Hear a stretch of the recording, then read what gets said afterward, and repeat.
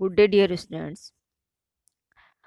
राजनीति विज्ञान BA third year की क्लास में डॉक्टर मैना निर्वाण आपका स्वागत करती हूँ। इस क्लास में हमारा टॉपिक चल रहा था गुटनिरपेक्षता, जिसमें अब तक हमने गुटनिरपेक्षता का अभिप्राय, उसके उदय के कारण और उसके उद्देश्यों का अध्ययन किया और इसके साथ साथ हमने उसके विकास के प्रारंभिक चरणों पर भी चर्चा की। आज हम गुटनिरपेक्षता के विकास के प्रारंभिक चरण की अन्य महत्वपूर्ण घटनाओं का, जिनमें सम्मेलन शामिल है, उनका अध्ययन करेंगे। हमने देखा कि गुटनिरपेक्ष आंदोलन के प्रारंभिक चरण में कई सम्मेलनों का आयोजन हुआ और इन्हीं सम्मेलनों के फलस्वरूप चीन और भारत के बीच में पंचशीलता का सिद्धांत अस्तित्व में आया। अब हम इसके आगे के सम्मेलनों पर चर्चा करेंगे।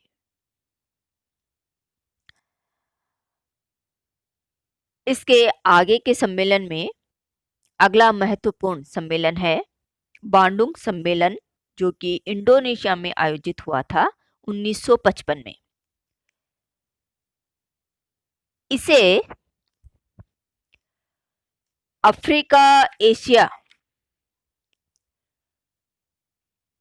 एशियाई अफ्रीकी शिखर सम्मेलन का भी नाम दिया जाता है, क्योंकि इसमें तीसरी दुनिया के बीच एकता बनाए रखने पर बल दिया गया था और इसमें मुख्यतः एशिया और अफ्रीकी राष्ट्रों ने भाग लिया। इनकी संख्या 31 थी, परंतु वास्तव में 24 राष्ट्र इसमें शामिल हुए थे। इसमें साम्राज्यवाद, उपनिवेशवाद के सभी रूपों का जोरदार विरोध किया गया। इस सम्मेलन में शीत युद्ध, रंग भेद, उपनिवेशवाद, सैनिकवाद आदि सभी नकारात्मक तत्वों का विरोध किया गया और अरब इजराइल समस्या में अरब का साथ और फिलिस्तीन का समर्थन करने का निर्णय लिया गया।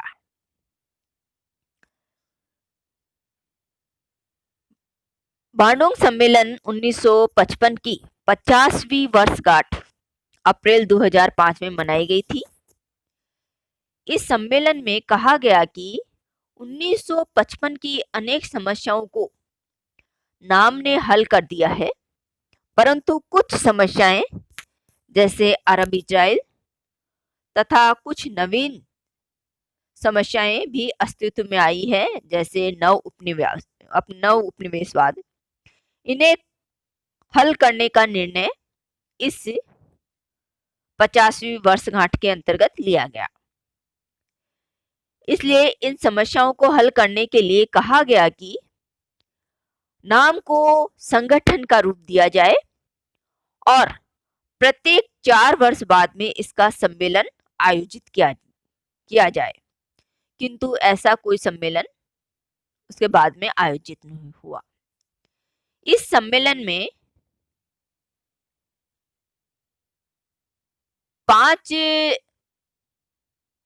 1955 के 5 नेताओं, जिन्होंने गुटनिरपेक्ष आंदोलन की स्थापना की, उन्हें याद किया गया।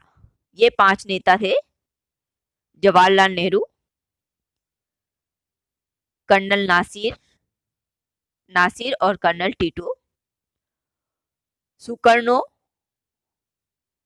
और क्वामे नक्रुमा, जो कि गुटनिरपेक्ष आंदोलन के जन्मदाता थे। इन्हें इस सम्मेलन में याद किया गया। गुटनिरपेक्ष आंदोलन का अगला सम्मेलन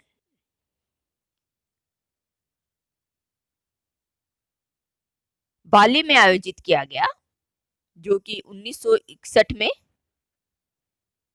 हुआ। इस सम्मेलन में गुटनिरपेक्ष या नाम के उद्देश्यों का निर्धारण किया गया और वर्तमान संदर्भ में देखें तो नाम के नकारात्मक और सकारात्मक उद्देश्य दोनों ही हैं।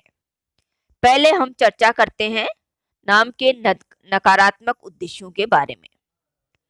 नाम के नकारात्मक उद्देश्य हैं, पहला शीत युद्ध का विरोध, दूसरा सैन्य गुटबाजी का विरोध, तीसरा रंग भेद का विरोध, चौथा उपनिवेशवाद का विरोध, पांचवा परमाणु शस्त्रीकरण का विरोध, छठा अमेरिकी प्रभुत्व का विरोध और सातवां आतंकवाद का विरोध। इस सम्मेलन में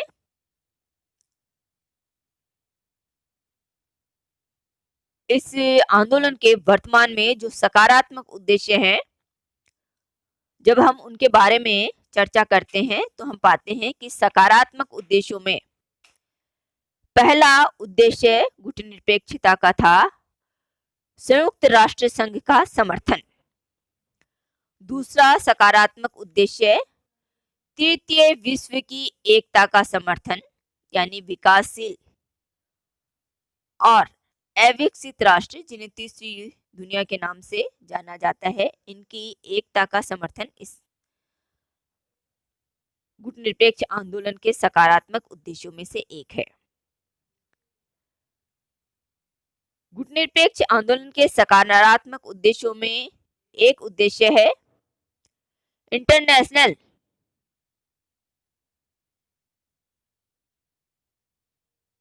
न्यू इंटरनेशनल इकोनॉमिक ऑर्डर का समर्थन, यानी न्यू इंटरनेशनल इकोनॉमिक ऑर्डर का मतलब नई अंतरराष्ट्रीय अर्थव्यवस्था का समर्थन।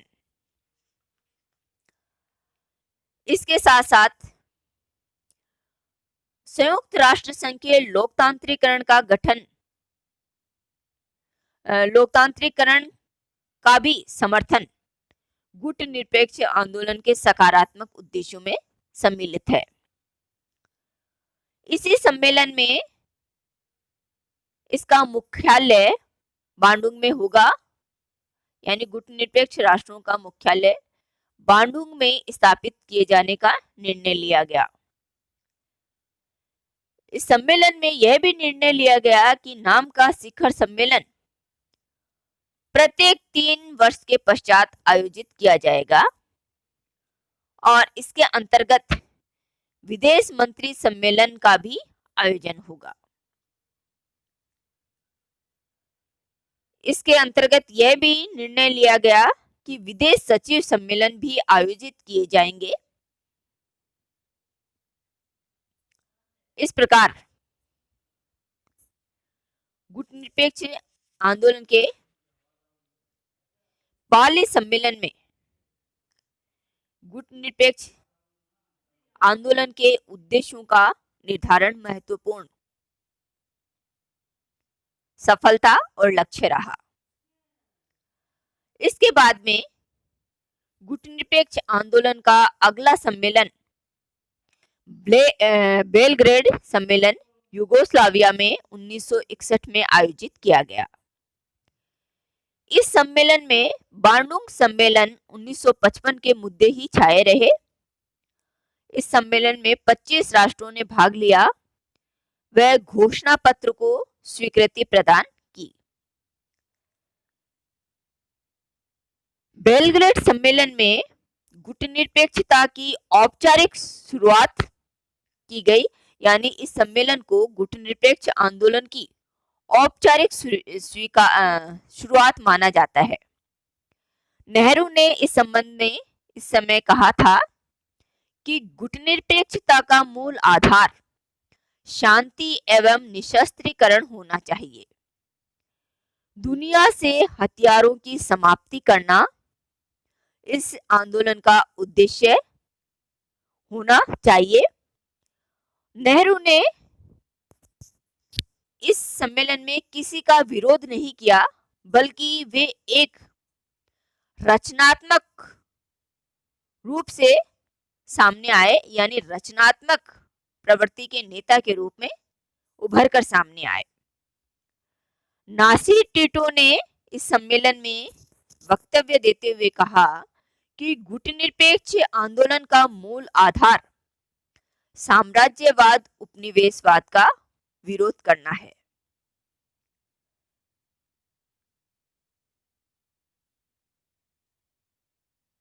और इस तरह बेलग्रेड सम्मेलन संपूर्ण हुआ। गुटनिरपेक्ष आंदोलन का अगला सम्मेलन रहा काहिरा सम्मेलन 1964 में आयोजित हुआ, जो कि मिस्र में आयोजित किया गया। इस सम्मेलन में बेलग्रेड सम्मेलन के मुद्दे प्रमुखता से छाए रहे और इस सम्मेलन की महत्वपूर्ण उपलब्धि रही कोलंबो प्रस्ताव पर चर्चा। इसी सम्मेलन के अंतर्गत G77 के गठन पर भी सहमति बनी। कायरा सम्मेलन की ये दो महत्वपूर्ण उपलब्धियां कोलंबो प्रस्ताव और G77 की स्थापना पर सहमति बनना रही। कोलंबो योजना और कोलंबो प्रस्ताव क्या है?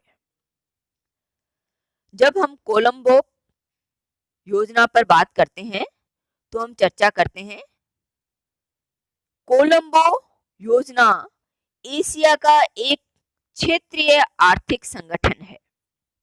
कोलंबो योजना क्या है?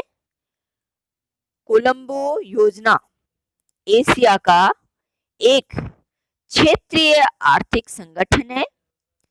इसकी स्थापना 1950 में हुई और इसमें 1 जुलाई 1951 से इसने कार्य करना प्रारंभ किया।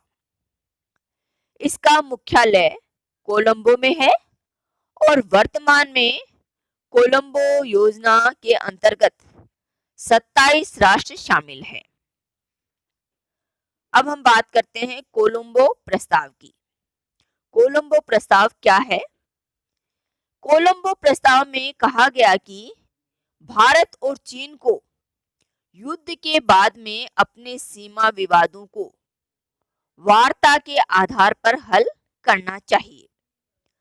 इसी प्रस्ताव को कोलंबो प्रस्ताव के नाम से जाना जाता है, जिसमें यह सुझाव रखा गया कि भारत और चीन अपने सीमा विवादों को युद्ध के बाद में उत्पन्न सीमा विवादों को आपसी वार्ता से सुलझाए।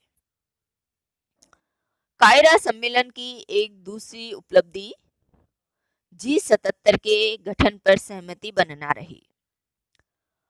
G77 नाम के अंतर्गत संगठित हुआ एक समूह है। इसकी स्थापना 15 जून 1964 को हुई थी। इसका प्रमुख उद्देश्य था विकासशील राष्ट्रों के मध्य सहयोग को देना। वर्तमान में G77 में 134 राष्ट्र शामिल है। G77 का प्रथम सम्मेलन अल्जीरिया में 1967 में आयोजित हुआ। G24 G77 का एक आंतरिक समूह है। इसका प्रमुख उद्देश्य था विकासशील देशों के मध्य आर्थिक सहयोग को बढ़ावा देना। G24 की स्थापना 1971 में हुई थी। अब हम चर्चा करते हैं G15 पर। G15 का गठन 1989 में हुआ था। इसकी स्थापना नाम के 9वें सम्मेलन बेलग्रेड सम्मेलन में हुई थी, जो कि 1989 में आयोजित किया गया था। G15 का प्रमुख उद्देश्य था विकासशील देशों का आर्थिक सहयोग बढ़ाकर विकसित देशों पर अपनी निर्भरता को कम करना। यानी विकासशील देशों में आपसी सहयोग बढ़ाया जाए ताकि विकासशील राष्ट्रों की निर्भरता विकसित देशों पर कम हो। इसमें मूल रूप से 15 सदस्य थे।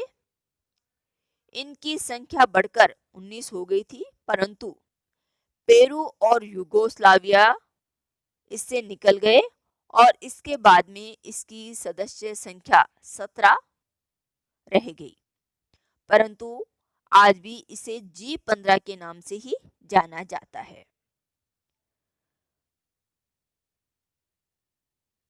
तो ये गुटनिट आंदोलन के प्रारंभिक चरणों में आयोजित सम्मेलन थे। इसके बाकी सम्मेलनों पर चर्चा हम अगले वीडियो में करेंगे। धन्यवाद।